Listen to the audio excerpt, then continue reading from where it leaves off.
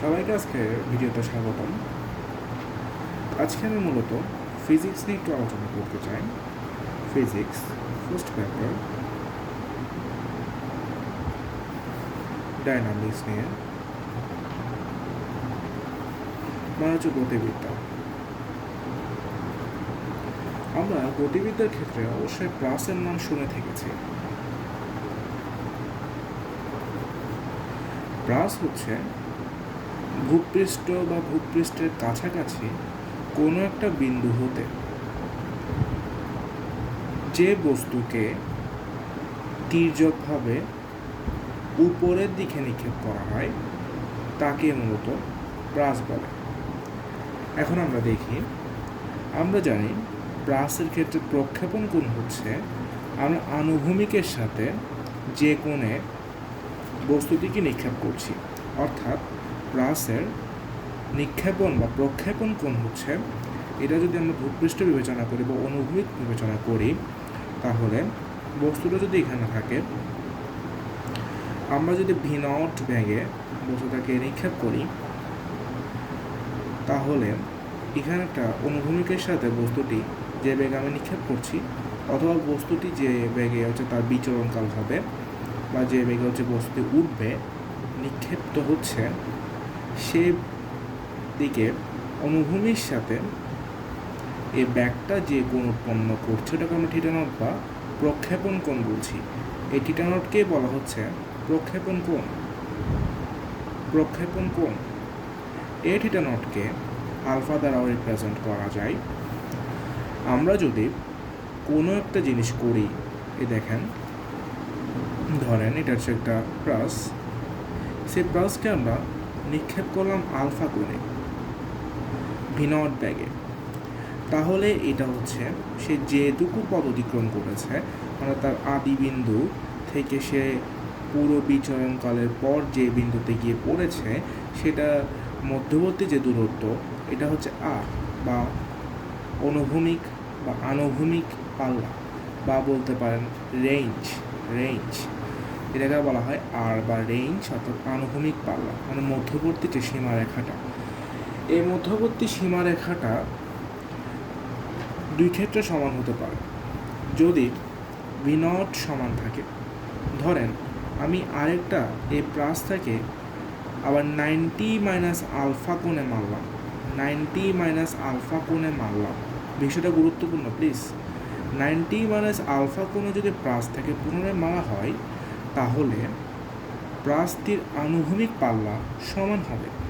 এই যে আলফা কোণে মেরেছি প্লাসটাকে, v0 বেগে এবং আলফা কোণে মেরেছি, সেই প্লাসটা গিয়ে এই বিন্দুটা টাচ করবে। একইভাবে যদি 90 মাইনাস আলফা কোণ আপনি মারেন, প্লাসটা গিয়ে কিন্তু এখানেই টাচ করবে। কারণ আমরা জানি R equals v0 square sine 2 theta naught by g, sine 2 theta naught by g. এখন আপনি যদি এটাকে সাইন লিখে 90 মাইনাস, একটু জিনিস বোঝার চেষ্টা করেন, ধরুন লিখলেন আপনি v0 স্কোয়ার সাইন, এরকম দিলেন, 2টা এখানে নেন, 90 মাইনাস আলফা, সাপোজ এটা আলফা, ধরে নিন এটা আলফা, থিটা নট না ধরে আমরা আলফা ধরি, এটা যদি আলফা ধরি তাহলে নিচে জি থাকবে। তাহলে স্বাভাবিকভাবে v0 স্কোয়ার, আমরা জানি সাইন এটা কি হবে 180 মাইনাস 2 থিটা বা 2 আলফা ডিভাইডেড বাই জি। একইভাবে আমরা লিখতে পারি v0 square sine 2 alpha by g. তাহলে এই জিনিসটা কিন্তু মূলত এটারই সমান, অর্থাৎ আমরা এখানে আর এর সামঞ্জস্যতা লক্ষ্য করছি। অর্থাৎ আমরা যদি থিটা কোণে যেটা মারবো, সেটা যদি 90 মাইনাস থিটা কোণে মারি, এটা কিন্তু প্লাসটা কিন্তু মূলত এর বিচরণকালটাও বেশি হবে, এর ধরেন আপনার এর সর্বোচ্চ উচ্চতাও কিন্তু বেশি হবে, এর সর্বোচ্চ উচ্চতাও কিন্তু বেশি। এটা এইচ মাইনাস এইচ, সাপোজ এটা এইচ, এটা ফুল কাপে যদি এইচ ধরেন, এটাকে যদি এইচ ধরেন, এইচ মাইনাস এইচ হচ্ছে দূরত্ব থাকবে, ঠিক আছে। এবার দেখুন, এটা কিন্তু অন্যভাবে প্রমাণ করা যায়, আমরা যেটা করেছি, ঠিক আছে, এটা অন্যভাবে প্রমাণ করতে পারবো, ঠিক আছে। দেখুন, হ্যাঁ, আমরা যে লিখেছি না এটা সাইন 2 থিটা, এই সাইন 2t থেকে মূলত কোত্থেকে আসছে জানেন? সাইন 2tটা মূলত আসছে sine theta cos theta plus sine theta cos theta, অর্থাৎ 2 সাইন থিটা কস থিটা। এখান থেকে আমরা লিখতে পারি যে 2 সাইন থিটা ডিভাইডেড বাই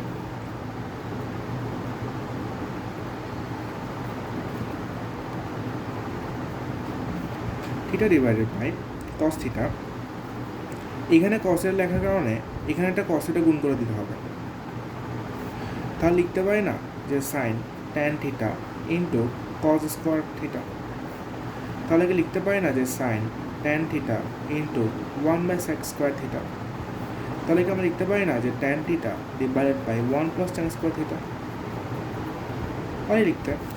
আনুভূমিক পাল্লার সূত্র থেকে আমরা জানি যে v0 square sine 2 theta by g. এখান থেকে লিখতে পারি R g equals v0 square sine 2 theta. ঠিক আছে,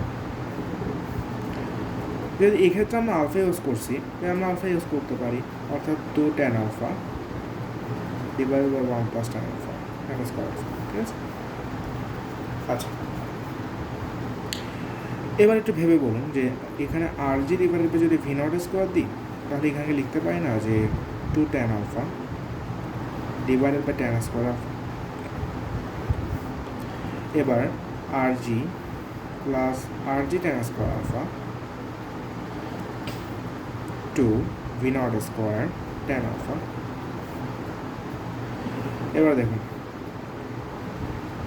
ঠিক এখানেই আসে, এগুলি এখানে নিয়ে যে 2 v0 square tan alpha minus R g tan square. আচ্ছা সরি, এটা মনে হয় একটু বানানো। হ্যাঁ দেখুন, এটা হচ্ছে R g tan square alpha minus 2 v0 square tan alpha plus R g. ঠিক আছে, আচ্ছা এখানে হচ্ছে x square plus b x plus c একটা ফর্মুলা কিন্তু আসছে। আমরা এখান থেকে একটা সূত্র লিখতে পারি। আপনারা কি জানেন যে আপনারা কি এটা জানেন x square plus b x plus c এর দুইটা মান, একটা হচ্ছে আপনি যদি x1 দেন এটা লিখতে পারবেন 2a minus b plus minus root b square minus 4ac। আরেকটা আছে এটা হচ্ছে মাইনাস বি প্লাস সরি এটা হচ্ছে মূলত এক্স এর মান। ঠিক আছে, x1 এর মান আপনারা লিখবেন 2a minus b plus root b square minus 4ac।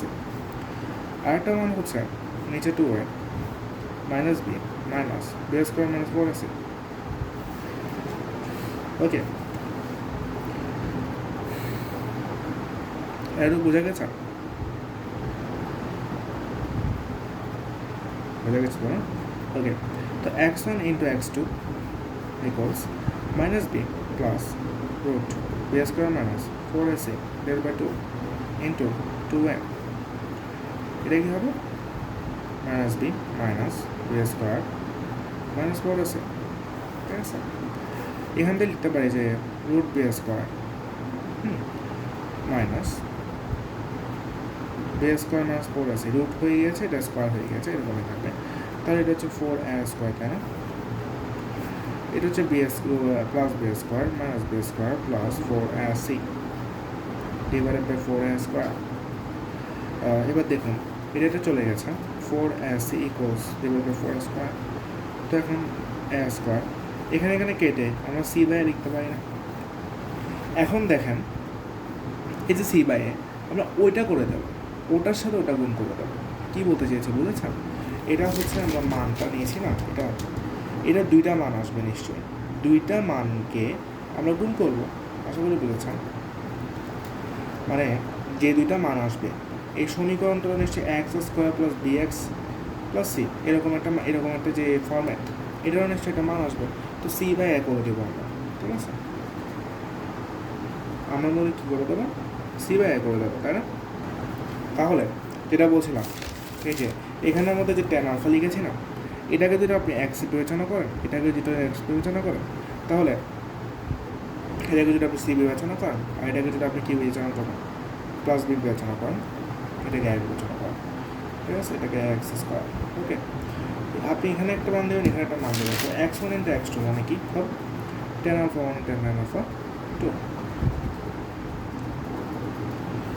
Equals c equals আমরা কত জানি R g, c equals R g, আর এ ইকুয়ালস কত জানি R g one. Ultimately tan alpha one equals one by tan alpha two. Ultimately, tan alpha 1 equals 10, sorry, cot alpha 2. Ultimately আপনি বলতে পারেন যে tan alpha 1 equals 10 দিয়ে লিখতে পারেন যে 90 minus alpha 2, তাই না? তাহলে আপনি লিখতে পারেন যে alpha 1 equals 90 minus alpha 2. এখান থেকে লিখতে পারেন যে alpha 2 equals 90 minus alpha 1. Proved. বিষয়টা proved. Am I right? Sorry.